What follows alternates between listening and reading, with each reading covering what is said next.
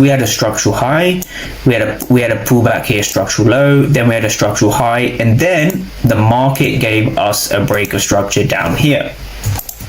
So this was our break of structure.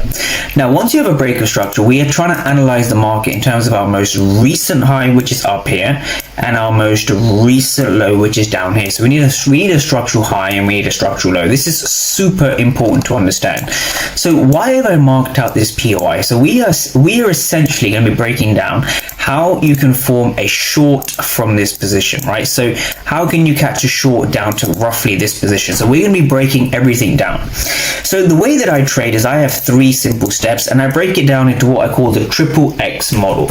And so the triple X model is very simple. You need to know 3 things, right? Where, what, and why. These are the 3 most important things. Every trade you take has to ruthlessly be put through this algorithm.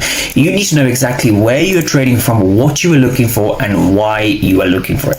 And so simply put, the way we want to understand this is you need a point of interest, you need a key level, you need to know what you're looking for inside of the key level, and you need to understand why that key level is holding via the order flow. This is the most important thing. So the triple X model is what's going to make you profitable. So how do I use the triple X model? So if we kind of replay price back a little bit, we're going to be understanding this POI. So what was essentially happening here, if we just get rid of the PO3, what was going on is you can see we're above this 50% area and we've come into this POI. So the reason this is a POI and the reason this is an area we are looking at is because price left an inefficiency or a fair value gap, right? So we can see the market leaving a fair value gap just over here. So this fair value gap I'm leaving in blue. So that's blue. The blue box is a fair value gap. It's that simple.